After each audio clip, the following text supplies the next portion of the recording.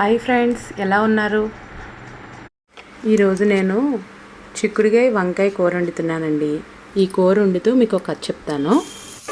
అనగనగా ఒక నది దాని వేలో ప్రవహిస్తూ ఉంటుంది. అప్పుడు ఒక చోట కొంతమంది కూడుకొని దీపాలు వదులుతారు. నది పోతూ ఉంటుంది. ఇంకో చోట కొంతమంది పువ్వులతో ఆహ్వానిస్తారు. నది పోతూ ఉంటుంది. ఇంకో చోట కొంతమంది మన అంటే నచ్చని వాళ్ళు నదిలో రాళ్ళు వేసి ఆడుకుంటారు. అయినా నది దాని పాటికి అది పోతూ ఉంటుంది. ఆ నదిలాగేనండి మన జీవితం కూడా. మనల్ని ఆహ్వానించే వాళ్ళు ఉంటారు, పైకి తీసుకువెళ్ళి అంటే ఎంకరేజ్ చేస్తూ ఉంటారు. అనగదొక్కాలని చూసేవాళ్ళు ఉంటారు.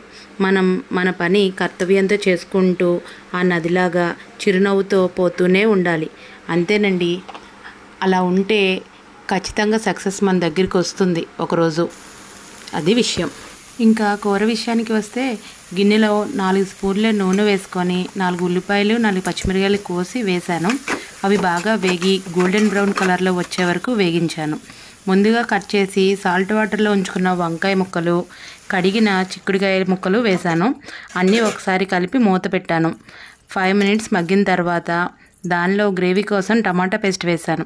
ఇది అన్ని ఇగురు కూరల్లోకి చాలా బాగుంటుంది. దీన్ని ముందుగా ప్రిపేర్ చేసుకొని ఫ్రిడ్జ్లో పెట్టుకుంటే 1 వీక్ వరకు నిల్వ ఉంటుంది. ఇది వేశాక రుచికి సరిపడా కారం వేసి కూరగాయ ముక్కలు మునిగే వరకు వాటర్ పోసి మీడియంలో ఉంచి మగ్గనివ్వాలి. వాటర్ అంతా ఇంకిపోయి ఆయిల్ పైకి వచ్చిన తర్వాత స్టవ్ ఆఫ్ చేయాలి. ఈ కర్రీ రైస్లోకి చాలా బాగుంటుంది. Thank you friends. Please like, share, subscribe my channel. Thank you so much.